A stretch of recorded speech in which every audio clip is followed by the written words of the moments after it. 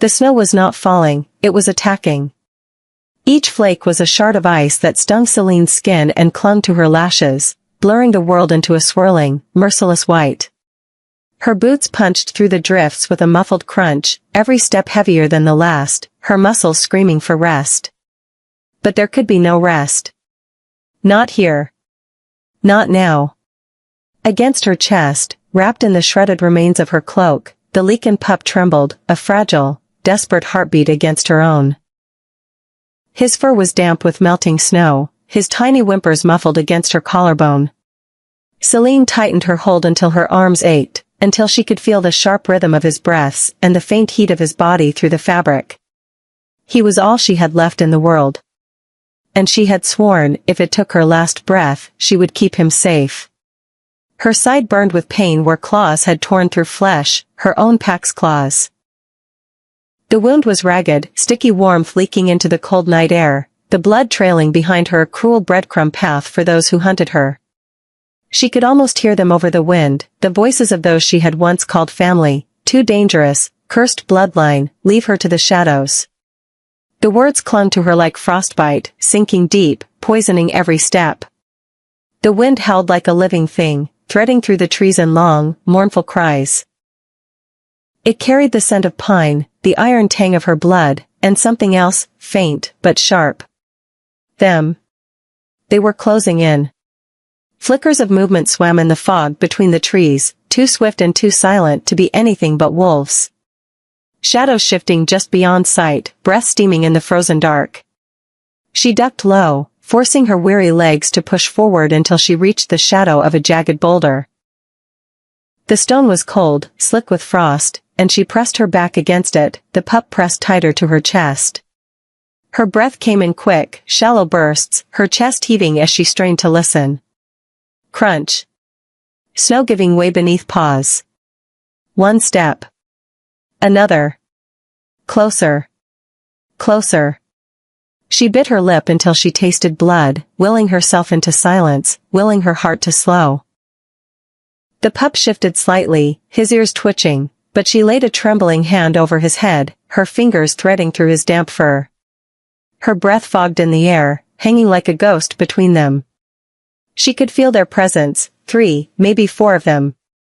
The alpha of her old pack would not be far behind. The one who had ordered her death. The world seemed to narrow to the sound of her pulse in her ears. Her heartbeat was too loud, too fast, and with each thud she felt the thing inside her stir. It started as a faint warmth in her palms, a slow coil of heat winding through her veins. The silver fire. Her curse. Her gift. It curled under her skin like it remembered the taste of battle, like it remembered the night it had burst free and scorched the earth, and her sister's flesh. Celine's hand shook as the first flicker lit beneath her fingertips, faint threads of light weaving over her knuckles. She closed her eyes and swallowed hard, forcing it down. She couldn't. Not here. Not now. Not with him so close to her chest. Not when she couldn't control it. The crunching stopped. Silence. The kind that makes the air feel too thick, the kind that presses against your skull and squeezes. Then, a low growl. A sound so deep it vibrated in her bones. She pressed herself flatter against the boulder, her breath caught in her throat, the pup trembling harder now. They were just around the corner. A single step, and they would see her. A single heartbeat, and it would be over. And then? If you're already feeling the pull of Celine's fate, if your pulse has quickened just imagining her breath in the cold, the pup in her arms, and the enemy at her back, subscribe to the Alpha's Romance Library. Because here, we tell the kind of stories you can't walk away from. The silence behind the boulder shattered with a sudden shift in the air. It wasn't sound at first, it was a presence. Heavy. Measured. The way the wind seemed to hesitate, as if unsure it was allowed to pass. Then he appeared. Out of the white haze, a figure took shape, tall, broad-shouldered, moving with the quiet inevitability of a predator that never doubts the kill. A dark cloak whipped violently in the storm, but his body beneath it was still as stone. Snow clung to his hair, black as midnight, yet his face was unflinching against the cold. And his eyes, they burned gold. Not the warm gold of autumn leaves or firelight. This was molten metal, piercing, sharp, and utterly unyielding. They locked on hers with unnerving precision, cutting through the snow, the darkness, the space between them. And in that instant, Celine felt exposed. Not because he could see her face, but because it felt as though he could see her entirely. Every wound. Every sin. Every secret she had ever fought to bury. The pup stirred against her chest, his small claws snagging at her torn cloak. Her arms tightened reflexively. Her breath fogged in front of her lips as she whispered, too low for the wind to carry, "Who?" But before the word could finish, his voice slid into the air. Celine. The sound of her name in his mouth made her freeze. It wasn't spoken like an introduction. It was spoken like a memory. Like a claim. Her heart jolted painfully. "How do you know my name?" she demanded, her voice hoarse, the edges sharp to hide the tremor underneath. He didn't blink. "I've been watching you." The words hit harder than the cold. They weren't boastful. They weren't apologetic. They were fact, simple and impossible to ignore. Before she could form the next question, the wind carried a new sound, a snarl. Her pursuers had found their courage again. 3 shapes burst through the curtain of snow, their eyes glinting with the cruel satisfaction of the hunt. The man, no, the alpha, did not move for a long breath. Then he was gone from her sight. The first wolf didn't even have time to yelp before his throat was torn open, the sound wet and final. The second lunged, teeth flashing, but his body slammed into the snow a heartbeat later, neck bent at an unnatural angle. The third faltered, hackles high, and in that hesitation the alpha's hand closed around its scruff. A single twist, and silence returned to the storm.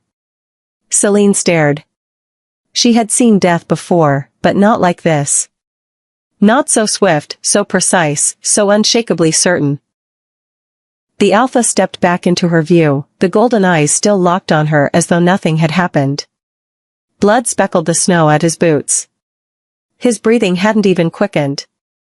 The pup growled low in his throat, a warning more instinct than defiance. The alpha's gaze flicked down to him, unreadable, before returning to her. "You're freezing," he said. It wasn't a question. Celine swallowed hard, the taste of fear and snow thick on her tongue. "I'm not going with you," she forced out. Her voice didn't shake this time. "You don't have a choice." The way he said it wasn't cruel, it was inevitable. Like the storm. Like the end of a heartbeat. Her chest tightened, an ache she couldn't name coiling in her ribs. This man had just killed for her. And yet, she couldn't tell if he had saved her or simply cleared the field so he could take what was his. The wind clawed at her cheeks, tugged at her hair. The pup's trembling worsened. Her own legs threatened to give beneath her. "Come," he said, turning just enough for her to follow. Not looking back. Not asking. Celine's fingers flexed around the pup's small frame, her pulse pounding in her ears. Every instinct screamed not to trust him. But there was something else there too, something warmer, quieter, buried deep beneath the fear. A strange, dangerous pull. And with the storm closing in around them, she realized she was already moving. The cave was narrow and low, forcing her to stoop as she followed him inside. The storm outside still held, its voice muted now by the walls of stone, but she could feel it in the air, a steady vibration, like the heartbeat of the mountain itself. The alpha moved without hesitation, his steps sure in the dim light that filtered from the entrance. At the back of the cave, a fire smoldered, small, controlled, casting shadows that stretched long and skeletal across the uneven walls. He gestured for her to sit. She hesitated, clutching the pup tighter, but her legs betrayed her, folding under her until she sank onto the flat stone nearest the heat. The pup shifted in her arms, curling closer to her chest, his small body still trembling from the cold. The alpha crouched in front of her, setting down a leather satchel that looked worn but well kept. Without a word, he unfastened it and drew out a roll of clean bandages, a vial of dark liquid, and a curved knife with a handle smoothed by years of use. Her heart quickened, and she instinctively pulled the pup tighter. But he didn't reach for them, he reached for her side. "You're wound," he said, the words low, stripped of emotion. The gold in his eyes flickered in the firelight, unreadable. Celine's breath caught. The skin at her ribs throbbed with every movement, the tear left by her pack's claws already sticky and stiff. Still, the thought of his hands on her made her chest tighten in ways she couldn't name. She turned slightly, loosening the hold on her cloak so he could see the damage. When his fingers brushed her skin, she flinched, not from the pain, but from the heat of his touch. It was not gentle, yet not cruel. It was deliberate.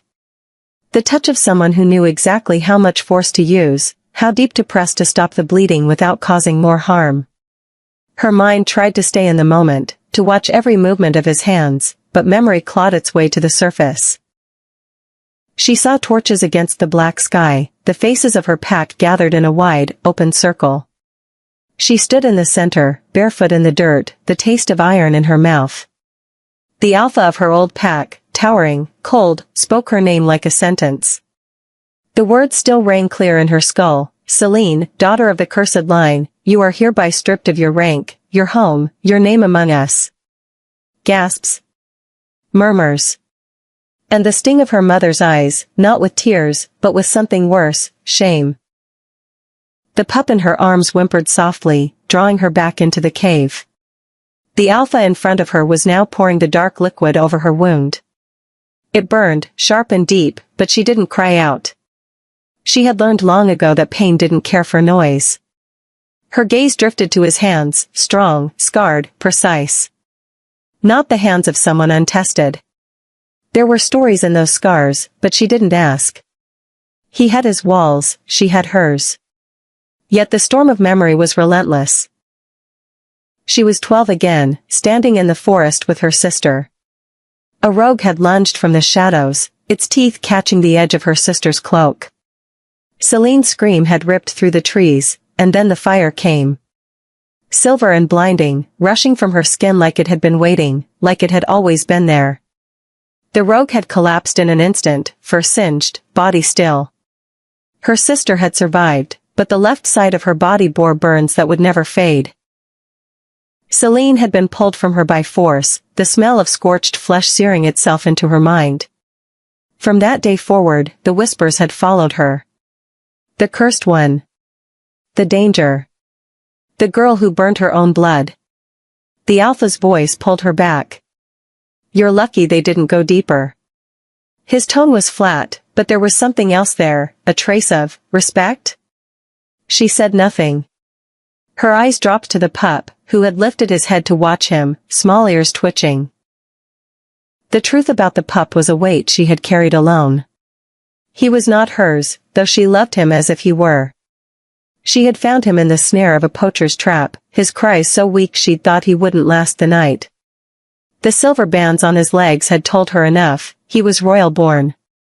The last living blood of the northern Lycan line. And that meant someone powerful, would come for him. If they knew she had him, he would be taken. The alpha finished tying the bandage and sat back on his heels, studying her. "You don't trust me," he said. It wasn't a question. Her lips curved in something between a smirk and a defense. "I don't trust anyone." He didn't blink. "Yet you came with me." Her pulse stumbled. She hated the truth in his words. Hated that even now, with every reason to keep her guard up, she could still feel the pull of his gaze. Steady. Unshaken. Like he could stand there forever, waiting for her to decide whether to lower her walls, or burn them down. And for the first time in years, the thought of lowering them didn't feel entirely like surrender. The fire in the cave burned low, but it was enough to hold back the cold. When he rose, gathering the last of his supplies, the shadows bent with him, stretching long across the stone walls. He looked at her only once, a brief sweep of those gold eyes that felt more like an assessment than an invitation. Then he said, "We move. Now." Celine's first instinct was to refuse. Her ribs still ached, the bandage tugging each time she drew breath. The pup was warm against her, a rare pocket of safety she wasn't ready to abandon. But the way his voice cut through the air left no room for argument.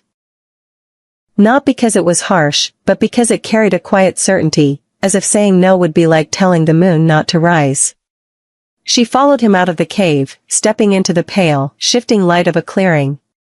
The storm had eased into a fine mist, clinging to her lashes, softening the edges of the world. Ahead, the forest loomed, a wall of trees taller than any she'd seen, their trunks so wide she would need 3 of herself to wrap around one. The air here was different, thicker somehow, each breath laced with something sharp and green and ancient. "This way," he said, without turning, and set off toward the trees. The Whispering Woods. She had heard the name in half-believed stories as a child, tales traded in hushed voices about a place where the trees bent to listen, where the wind carried voices not your own. And as she stepped beneath the first low arch of branches, she felt it. The forest wasn't simply there. It was aware. Leaves shivered without wind. The bark of the trees was etched with faint grooves, curling patterns that almost looked like script.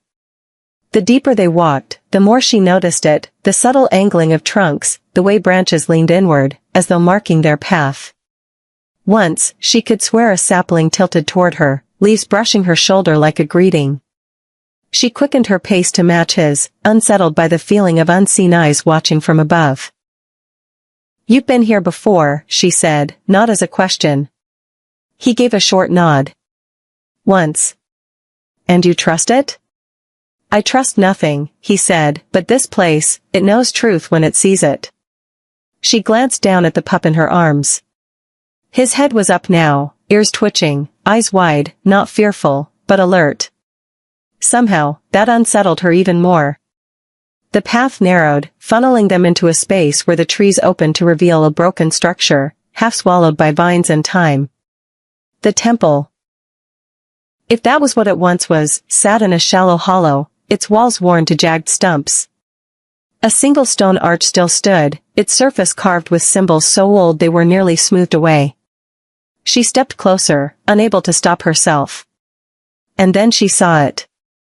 At the base of the arch, weathered but unbroken, was a mark, a twisting curve and jagged line intersecting in a shape she had known her whole life. The mark on her shoulder. Her birthmark. The air seemed to thicken, sound dulling until even the breath in her lungs felt muted. Her fingertips lifted of their own accord, tracing the cold groove in the stone. "What is this?" Her voice came out quieter than she meant it to, almost reverent. He joined her at the arch, his presence close enough that she felt the heat radiating from him even through the cold air. "Your line was always meant to come here," he said. "The story is older than your pack, older than the war that scattered the clans." Her gaze caught on the words chiseled above the arch. The language was not one she had learned, but as her eyes moved over each letter, the meaning unfolded in her mind, as if it had been waiting for her to read it. "The one who burns and heals, she will decide the fate of all Lycan kind." Celine's throat tightened. "No. That's," she stepped back, shaking her head. "They've mistaken me for someone else." His eyes found hers, steady, unblinking. "Every prophecy begins with someone who doesn't believe it." A faint tremor worked through her, the kind that had nothing to do with the cold. She looked away, but the words clung to her, burrowing under her skin, curling into the spaces she didn't want to examine. The forest seemed to lean closer. The pup gave a soft whine, as if sensing the shift in her. She drew him up closer to her chest, more for herself than for him. She wanted to tell him. Tell both of them, that she was no savior, no chosen anything. She was the exile, the outcast, the girl who burned her own sister. But the words felt thin here, flimsy against the weight of the air. And deep in her bones, where the silver fire lay quiet for now, she felt something she hated to admit: the forest believed him. The moon hung high and full above the clearing, a silver coin suspended in a black sea. It bathed the ancient council grounds in a cold light, sharpening every shadow, gilding every breath of mist that curled from mouths and muzzles. Celine stood just inside the ring of stones, the pup held close against her ribs, its small body warm but restless, ears flicking at the low murmurs that rippled through the gathering. Alphas from 4 territories stood in the half-circle before her, their postures straight, their eyes unyielding. Some bore human faces, sharp with suspicion. Others had chosen their wolf forms for the meeting, golden irises gleaming in the moonlight. The air was heavy with the mingled sense of dominance, pride, and unease. He stood beside her, the alpha who had brought her here. His presence should have been a shield, yet she felt every gaze cut through to her bones. Even the moon's light seemed harsher on her skin, exposing too much. The first accusation came from the left. A tall alpha with silver-streaked hair stepped forward, his voice carrying like a blade through the still night. She brings the cursed flame into sacred ground. Do you think we cannot smell it on her? A ripple of agreement murmured through the others. Celine's jaw tightened. She said nothing, because she had learned long ago that defending herself only fed the fire. But their eyes were knives. Another alpha, broader, his wolf form bristling, growled low. 3 of my scouts lie dead in the snow. And you bring her here, as if we've forgotten the last time her kind walked among us? The alpha beside her remained still, golden eyes fixed on the speaker, but his silence was louder than their words. Celine felt the tremor begin in her stomach, the cold rush of old memories pressing against her ribs. She had stood in circles like this before. Different faces, same verdict. She carries a pup, the silver-haired one pressed on. Not hers by blood. And not just any pup. Eyes dropped to the bundle in her arms. The pup whimpered, shifting under the weight of so many stares. The silver-haired alpha's gaze sharpened. That is royal blood you cradle. Blood that will draw war to us. Was it her plan to bring him here, so our enemies know where to strike? Celine's heart slammed against her chest. Her hands tightened around the pup until his fur pressed into her palms. She opened her mouth, ready to answer, when a new sound cut through the night, low and vibrating, a warning. From the tree line, shadows slipped forward. Not council guards. Not friends. Wolves in mottled pelts, eyes gleaming with hunger. Rival alphas. The air snapped taut, every wolf in the circle shifting their stance. The first lunge came without warning. A blur of fur and fangs heading straight for her. Celine barely had time to twist, shielding the pup, when a body intercepted the attack. A sharp crack of bone, a snarl choked short, her alpha, moving with a violence that was terrifying in its precision, had slammed the attacker into the ground. But the attack broke the council's fragile stillness. Wolves surged from the shadows, clashing with guards, the circle dissolving into chaos. The air filled with snarls, the scent of blood blooming sharp in her nose. She turned to him, voice raw. We have to get out, and then she saw it. The hesitation. For a single heartbeat, he looked not at her, but at his people, wolves locked in battle, the lines between friend and enemy already blurring in the melee. That flicker of choice in his eyes carved through her like steel. It was enough. Enough to know that if it came to them or her, the decision would not be hers to make. Something inside her folded in on itself, a familiar, bitter shape. She had been here before, watched protection turn to calculation, warmth to distance. She would not wait for the moment when the scales tipped against her. Her voice was steady when she spoke, but the words burned her throat. Protect your people. I'll protect mine. She stepped back, the pup clutched tight, and turned away from the circle. The noise of the fight roared behind her, but she didn't look back. She didn't need to see the choice he would make. Snow crunched under her boots as she left the council grounds, her breath sharp in the frozen air. Each step was a vow. If the world wanted to call her cursed, dangerous, a threat, then she would survive without its approval. She had the pup. And that was enough. The forest was quieter here. No snarls, no pounding of paws against frozen earth. Only the soft hush of snow as it settled on branches, and the slow breath of the river winding its way through the dark. Celine knelt at the water's edge, the pup curled in her lap, his head resting against her thigh. The moonlight spilled silver over the surface, turning the ripples into shifting shards of glass. She dipped her free hand into the river. The cold bit into her skin, sharp enough to make her bones ache, but she welcomed it. It grounded her, kept her from unraveling under the weight of what had happened. The council's accusation still rang in her ears, the look in his eyes when he hesitated still burned in her chest. She didn't hear him approach. It was only when his shadow fell across the water beside hers that she lifted her head. He stood a few feet away, golden eyes catching the light, his breath forming faint clouds in the air between them. "I thought you'd gone," she said, her voice quiet, though not without an edge. "I did," he replied. Then, after a pause, "but not far." He stepped closer, slow enough that she could have moved away if she wanted. She didn't.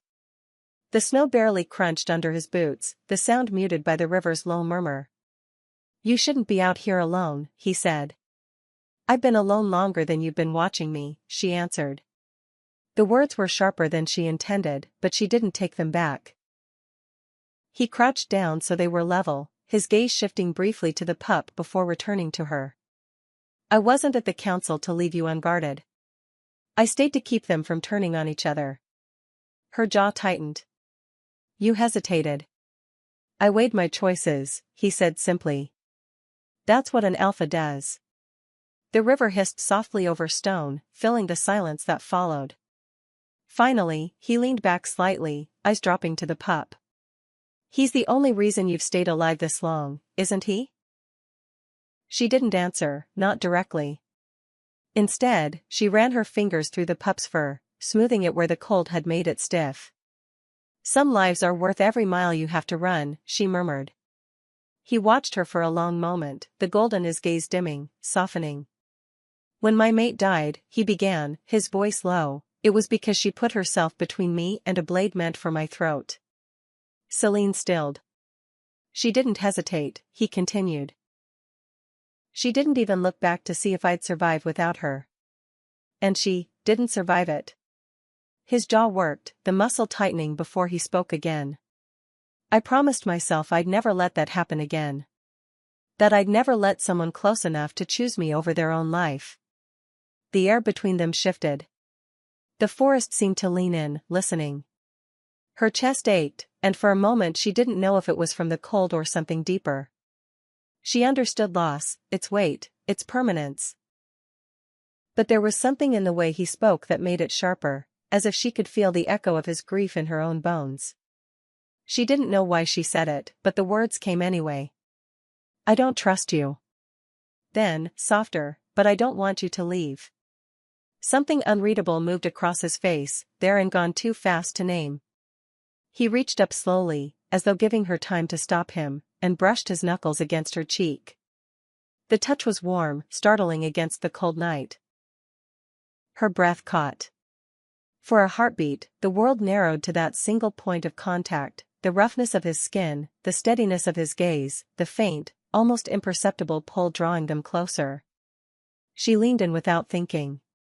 The distance between them thinned, the air itself growing heavier, warmer.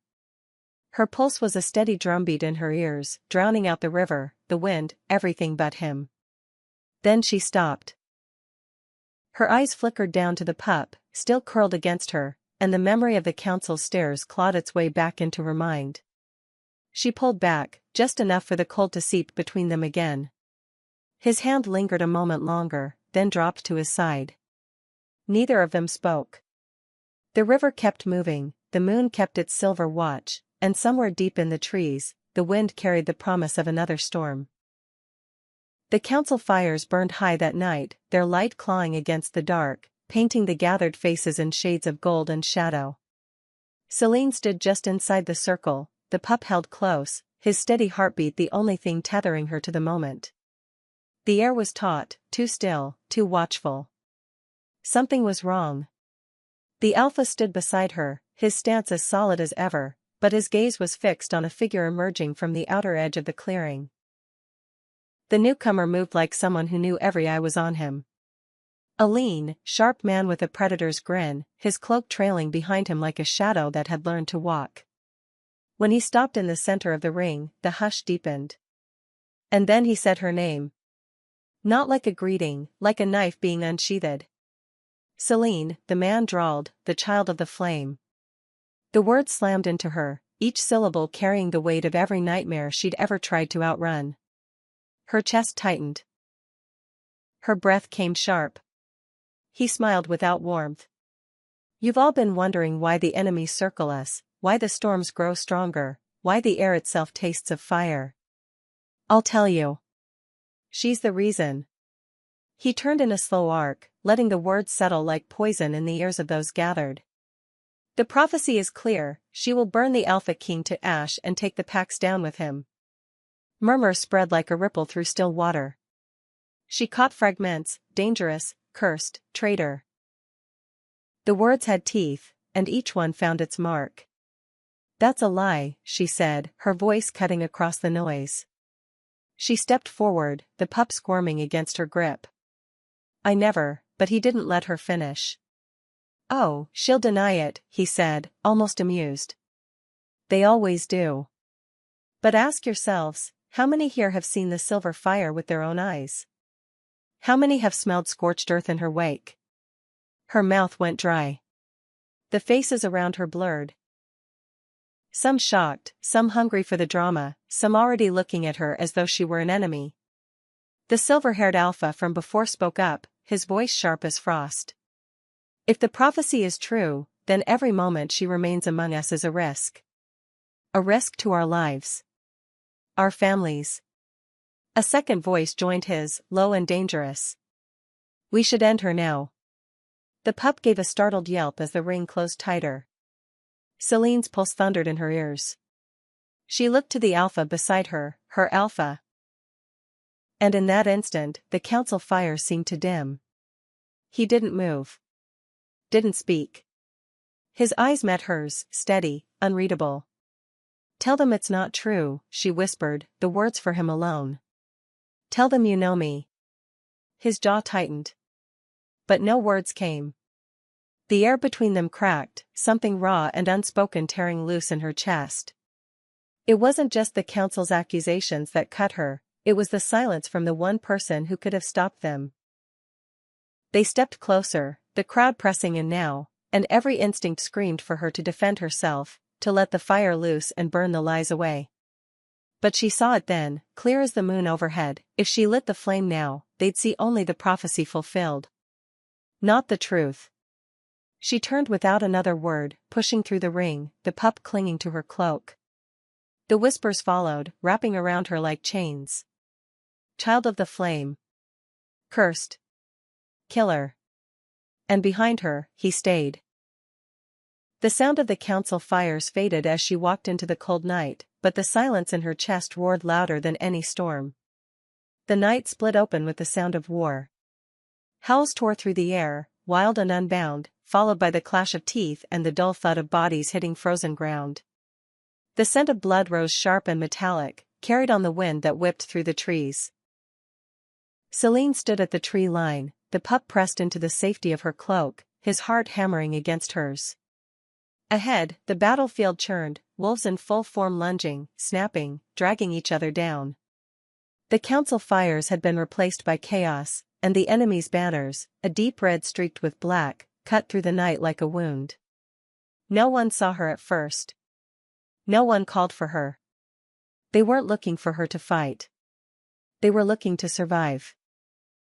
Her hands curled into fists, nails biting into her palms.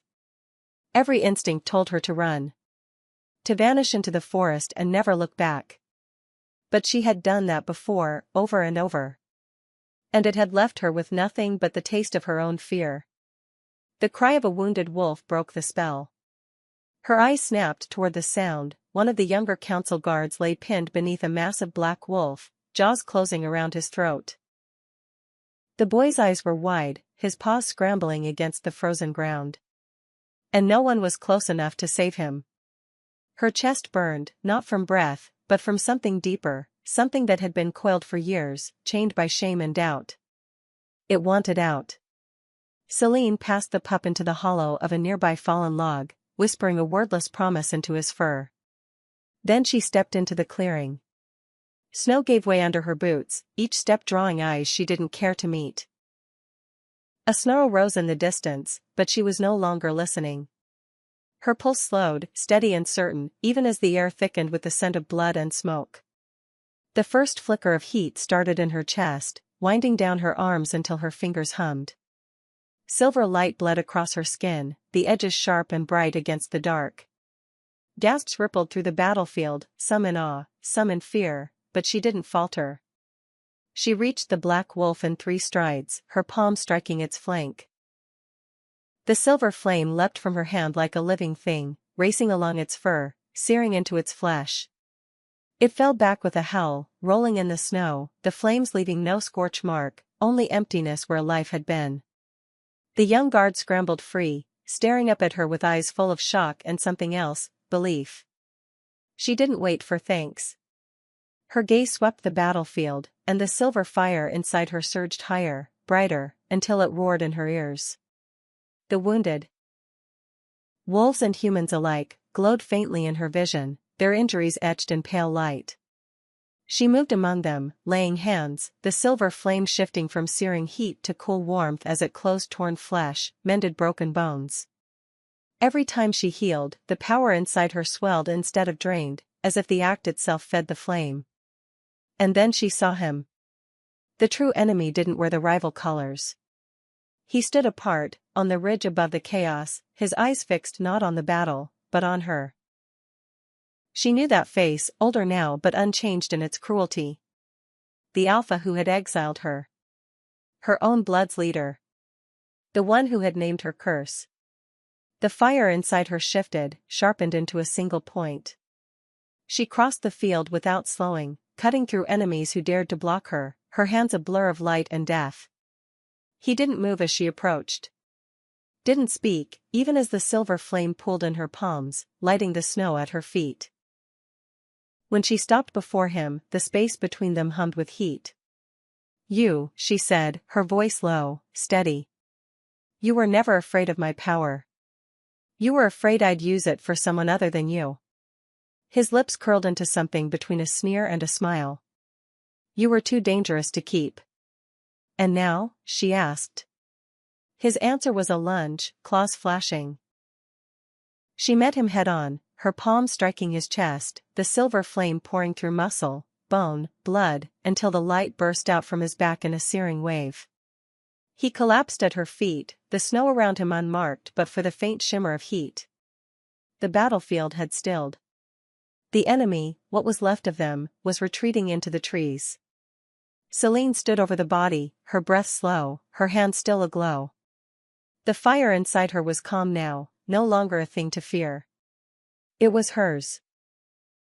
And as the eyes of friend and foe alike turned to her, she spoke, not loud, but certain enough for the sound to carry. "I am not your curse. I am not your sacrifice. I am your reckoning." The snow was quiet again, but it was not the same quiet as before. It was the silence that comes after thunder, the stillness that waits to see what remains standing.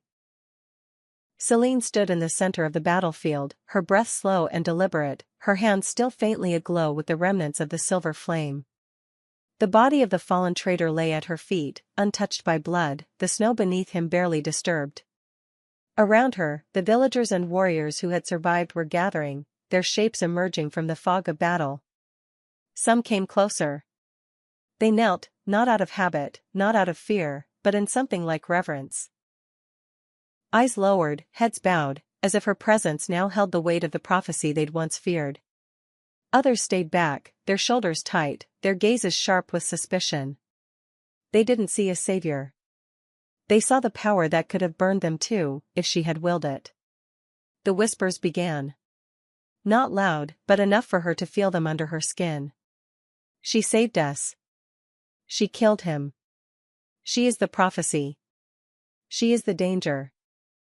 The pup wriggled in her arms, pressing his face into the fold of her cloak, as though sensing the change in the air. Celine's gaze swept over the crowd, taking in the split etched on every face. There was no single truth here, only the choice of which truth they wanted to believe. She took a slow step forward, the snow crunching under her boot. The eyes that met hers were searching, weighing, deciding. And then she spoke, not to them, but to the silence between them. Her voice was even, but it carried through the clearing as though the trees themselves leaned closer to listen. "Would you have chosen me?" she asked, "or feared me too?" No one answered. Not the ones who knelt. Not the ones who kept their hands near their weapons. She let the question hang there, unbroken, knowing it would outlive the moment. It was not a plea.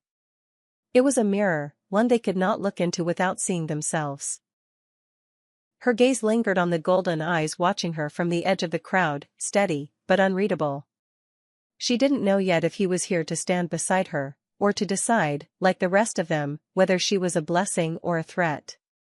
She shifted the pup in her arms, feeling the small heartbeat steady against her ribs. The silver flame inside her pulsed once, quiet, patient, no longer chained. And when she spoke again, her tone was softer, almost lyrical, yet edged with the certainty of someone who had walked through fire and come out unburned. "If this story burned inside you," she said, her eyes still sweeping the faces before her, "subscribe to the Alpha's romance library, because here, the fire never dies." The wind rose, carrying her words into the trees, into the snow, into the ears of those who would remember them, whether they wished to or not. The wind carried her words into the darkness, and for a moment, it felt as though the forest itself had swallowed them whole. The warriors began to disperse, some limping, some glancing over their shoulders at her as if she were a vision they weren't certain was real. The ones who had knelt rose slowly, their faces still etched with awe or uncertainty, their eyes unable to hold her gaze for long. Celine didn't move. The pup shifted against her, but she stayed rooted in place, the silver glow in her palms dimming to embers. Her eyes swept over the clearing, memorizing it, the bodies, the broken spears, the scarred snow, as though she knew she'd need to remember this moment exactly as it was. He was still there. The Alpha. Golden eyes fixed on her from the edge of the crowd, his stance carved from stone, his face unreadable. He hadn't spoken since the battle ended, hadn't stepped forward, hadn't looked away. And in that stillness, she realized he was holding something back. The first tremor came so subtly that at first she thought it was only the echo of her own heartbeat. But then the snow at her feet shivered. The ripples moved outward, slow at first, then faster, until even the nearest warriors froze where they stood. The ground trembled again, stronger this time. From deep beneath, a sound rose, low and hollow, like something ancient shifting in its sleep. The air grew heavy, thick enough to taste. The pup whimpered, pressing himself into her chest, claws catching on her cloak. From the shadows beyond the last ring of trees, a voice slid into the clearing. It was deep, resonant, and wrong in a way that made the hairs at the back of her neck rise. "She is not the only one," every muscle in her body locked. The crowd turned toward the sound, but the trees there seemed denser now, the darkness pooled too deep for moonlight to touch. The voice came again, softer this time, almost amused. "The true Alpha hasn't risen, yet." The ground stilled, but the weight in the air lingered, pressing down on her until her breath came tight in her lungs. She scanned the tree line, but there was nothing, no eyes, no movement, no shape to attach to the words. The Alpha moved then, stepping forward, his gaze flicking between her and the shadows. His jaw was tight, his shoulders braced as if ready to strike, but even he didn't speak. Celine's grip on the pup tightened. The silver flame stirred low in her chest, as if it recognized something in the voice, something it had been made to answer. And for the first time since the battle, she wasn't thinking of the prophecy, or the council, or the war they had just survived. She was thinking of what was still coming. The forest fell silent again, but it was not the peace of safety, it was the silence before a second strike. Celine turned toward the darkness beyond the trees, her pulse steady, her voice low enough only she could hear it. "This isn't over."